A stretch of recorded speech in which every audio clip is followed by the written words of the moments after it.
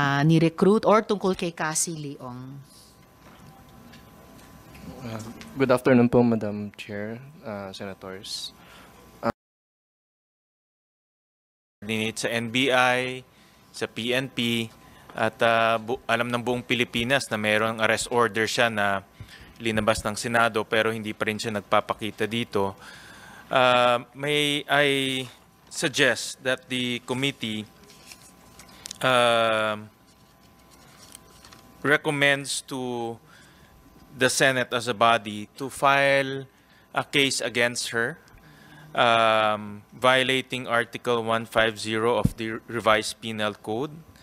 And the Article 150 is disobedience to summons issued by Congress, its committee or subcommittees, by constitutional commissions, its committee and subcommittees.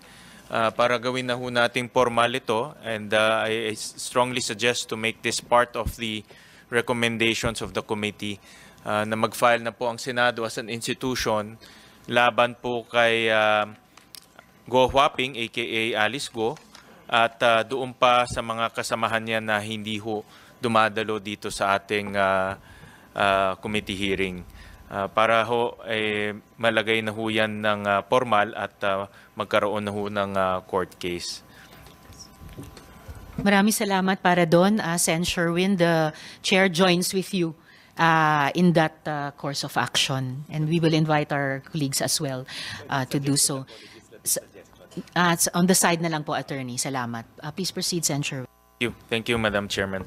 Madam Chairman, take advantage ko na ho yung presensya ni Ms. Nancy Gamo. Alam ko marami na hong natanong sa kanya at meron lang po akong mga susundan na mga tanong para ho sa kanya.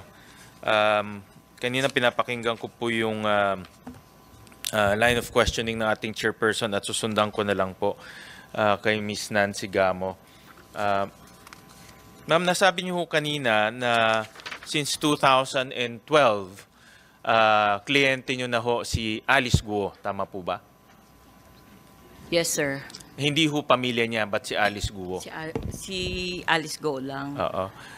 Pero doon po sa isang pagdinig namin, nung pumupunta pa siya dito, flatly dineny niya nakakilala ho kayo. True. Sinabi niya na hindi kayo magkakilala. Ano masasabi niyo ho doon? Nagsisinungaling po siya. Okay. And gusto ko matanong ho sa inyo. Kanina, again, susundan ko lang ho yung mga tanong ng ating chairperson na may papakita po akong slide. No? Kaya ho napakahalaga po yung inyong presensya ho dito dahil kayo po yung nagko-connect between Alice Guo at itong dalawang na-raid na Pogo Hub. Slide 3, Carla. Ito yung Hongsheng Gaming Technology at Zunyu 1. Dahil nung tinignan ho namin yung mga dokumento, 25 times po lumabas yung pangalan ho ninyo sa mga iba't ibang dokumento.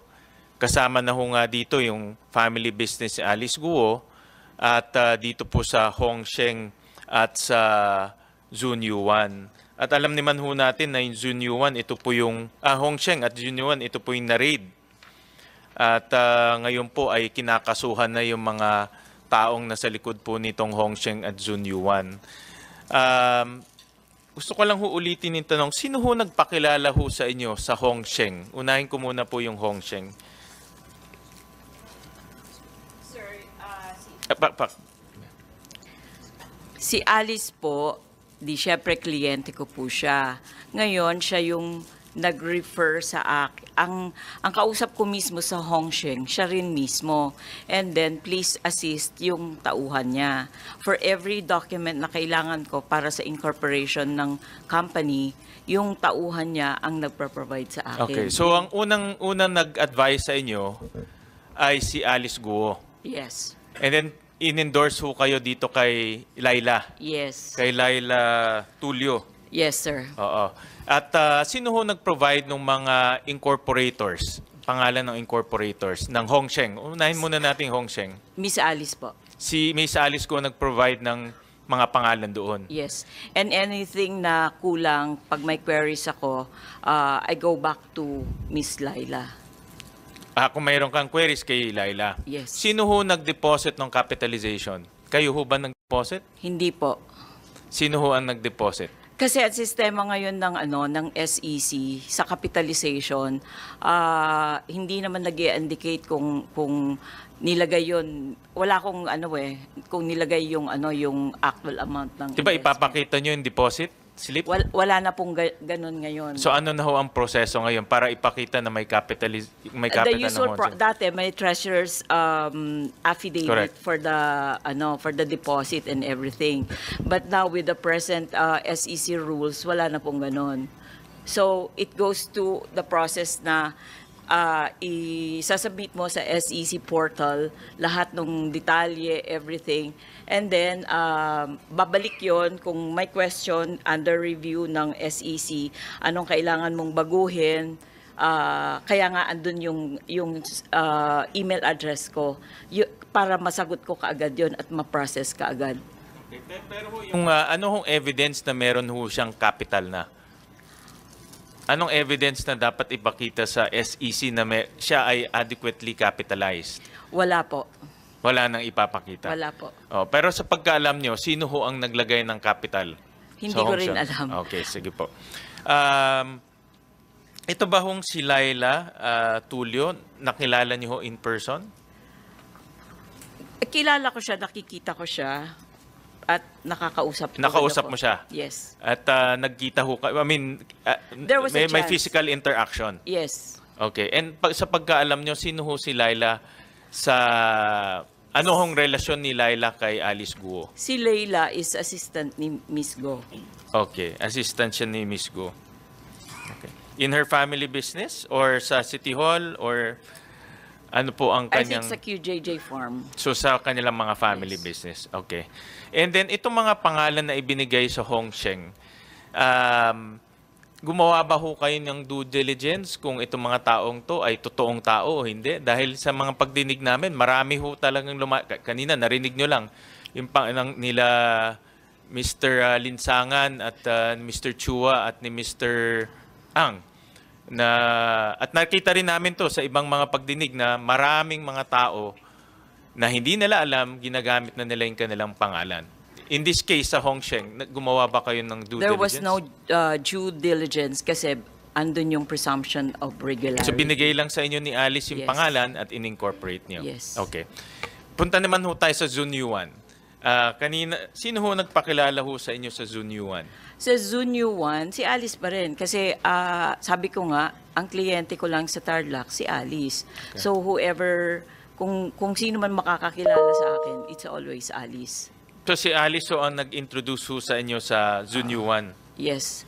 Ang sabi niya, please assist Attorney Joy. Okay. And then, after that, si Attorney Phil Joy Yes. ang naging parang coordinator. Yes. Who gave the names ng mga incorporators? Alice din. Si Miss Alice rin ang nagbigay sa Junior 1. So, makikita ho natin in both instances ng Pogo Hub na Hong Sheng, Pogo Hub ng Junior 1, si Alice ang nag-provide, si Alice ang kumontak muna sa inyo to incorporate, kayo kasi being a, I would assume, a consultant. No? Yes. Siya rin nag-provide ng pangalan. Yes po. Pati address ba at TIN number siya rin nag-provide? Lahat ng detalye? Lahat po yun. Basta kung may kulang, magre-refer ako kay Attorney Joy. Oo. Pero initially siya ang nagbigay. Yes. Okay. So makikita natin active participation siya dito sa Hong Sheng and Zunyuan. I think so. Sinasabi niya wala siyang kinalaman sa Pogo. Anong tingin niyo ho doon? Kasi ang sinasabi niya is nag-bridge siya. Hindi ko masasabi na hindi siya involved kasi yung sa first company, corporation, ang lease contract is under the name of Baofu. And ang representative niya, Alice Go. So hindi pwedeng magkahiwalay yon. Andun lagi yung bearing pangalan ni Alice. So ang lumalabas ho, siya yung may-ari, siya yung presidente ng Baofu, di ba? Yes. At one point. Ang Baofu po ang lessor. Yes. Correct? Ang lessee is Hong Sheng and Zunyuan. Yes po. Correct? But at the same time, siya rin ang incorporator ng Hongsheng and Zunyuan dahil siya yung nagbigay ng mga pangalan eh. Hindi nakalagay yung pangalan I mean, ni Alice sorry, Go. siya yung nag-initiate to incorporate. Tama? Kasi Siya tinawagan kayo, siya nagbigay ng pangalan, at kayo lang gumawa ng Parang papeles. parang ni-refer niya yung services ko for that. So, siya pa rin yun. Correct. Tama nga. Siya ho. Kasi siya nagbigay ng pangalan, Yes. di ba? Nung na-incorporate nyo itong Hongsheng at Zunyu, let's go to Hongsheng first. Nung na-incorporate nyo itong Hongsheng, di na-incorporate na, tumatakbo na itong corporation. Sino na ho ang mga kausap nyo doon? After the incorporation, when I submitted the articles of SEC Certificate of Registration, tapos na po yung serbisyo ko doon. Okay. Tapos na, So, hindi nyo na kinakausap yung Wala na mga po. registered, di ba, may president, treasurer. Wala na po. Okay. Sa Zunyu 1 po. Ganun din po. The moment na natapos ko yung registration, deliver sa kanila, bayaran ang billing fee ko, reimbursement of expenses, tapos na ang transaction ko. Okay. Was there any instance na after ng transaction, nakausap niyo pa si Alice Guo at Hindi na po. dito po in relation to the Hongsheng and Zunyu 1? Hindi na po. Kaya nga po, nagtataka ako kasi tinignan ko sa SEC portal, may nakalagay pa na increases ng capitalization. Correct, oo. So I was curious kung sino ang gumawa nun. Kasi baka, naisip ko rin na pwedeng i-implicate nila yung pangalan ko without my knowledge, tapos lalabas ako ang may gawa. So from there, as per my letter, sinend ko pati yung mga copies ng increases, in-indicate ko doon na hindi ako nakabase sa kapas.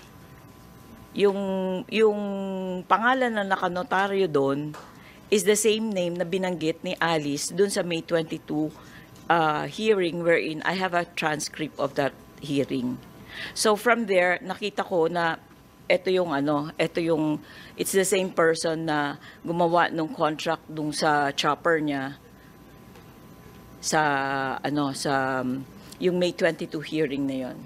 Ito si Attorney Phil Joy. Yes, sir. Correct. Sino ho nagbayad ng professional fee ninyo nung in-incorporate nyo ang Hongsheng?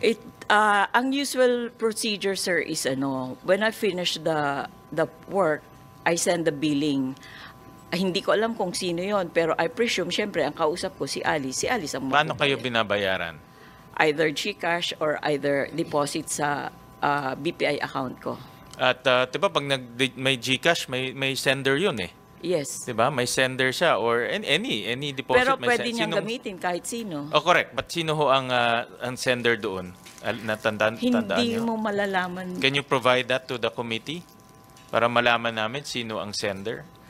I will check, sir. Oo. Kung ma-provide nyo, mas maganda ho yan. Para malaman namin direkta na hindi lang siya ang nagbigay ng instruction na incorporate, siya rin ang nagbayad. Yes po. So, ibig sabihin, siya nag-initiate nitong corporate existence of 2 Pogo hubs that were raided. Yun po Yes, yung sir. aking I will find the record. Sa Zunyu 1, sino po ang nagbayad ho? Same thing din, yung procedure na after matapos ko yung trabaho, I'll send billing either Zunyu 1 diretso kay Alice. Okay. You mean, pag naniningil, papadala kayo ng billing, kanino yung pinapadala? Either I send it, lalamove through, may office siya dito sa, yung Kanino, sa Hongsheng, kanino naka-address ang billing? sa kanya. Kay Alice Go. Attention or nakalagay Hongsheng, care of Alice, Alice Go. Sa Zunyu 1, Ganun din. ganun kay Alice Go rin. And then, after nakuha niya yung billing, binabayaran kayo kaagad? Immediately? Sometimes may late payment. Mga how long, more or less? Siguro a week. A week. Pero may bayad. Yes. For both instances. Yes. Meron, Kung walang bayad po, aangal ako kasi trabaho ko livelihood ko po yun, sir. correct. Meron ba ho kayong formal contract with Alice Go when you incorporated Hongsheng and Zunyu 1? Wala naman po. So, usapan lang. Yes. Dahil, I would assume, dahil matagal na kayo magkakilala. It's a very short kind of project na after mong ma-incorporate, magawa mo yung BPI, BIR, tapos na. Ang ginawa ko sa Hongsheng hanggang SEC lang. I think that was pandemic time, so hindi ako mismo ang nag-release ng dokumento sa SEC. So I even told may pumunta sa bahay, si Cecil Lardizabal, in-inform ko siya na for you to find out kung sino nag-release niyan, go back to SEC Tarlac. From there, may logbook yan. Hindi nila i-release yung dokumento not unless nakasign ka doon kung sino yung mga pangalan doon and contact number. All right, correct.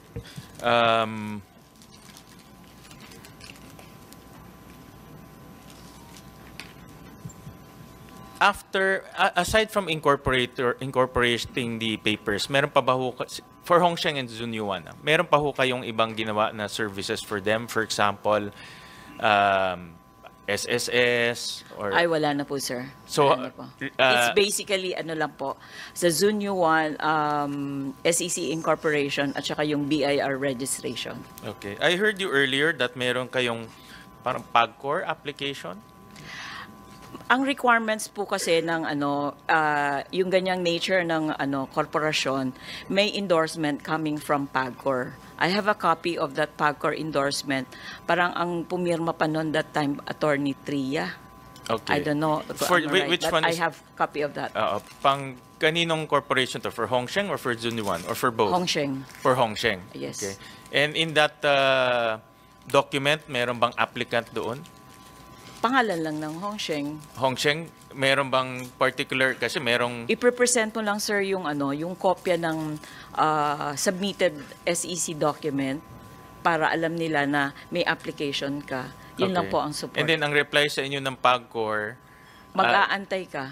okay, hindi, pero bibigyan kayo ng document, correct? Yes. Kanino po naka-address yung document? Pangalan ng korporasyon. Kung Hongsheng siya, Hongsheng. Andun ba ang pangalan ni Alice Guo? Wala naman po. Wala. Pakisubmit na lang po sa committee yung dokumento na yon para meron ho kaming copy.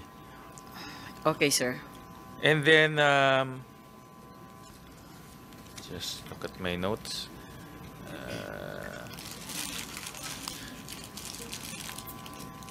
Doon po sa mga corporations ng Guo family, kayo rin po ang gumagawa ng BIR filings? Hindi po.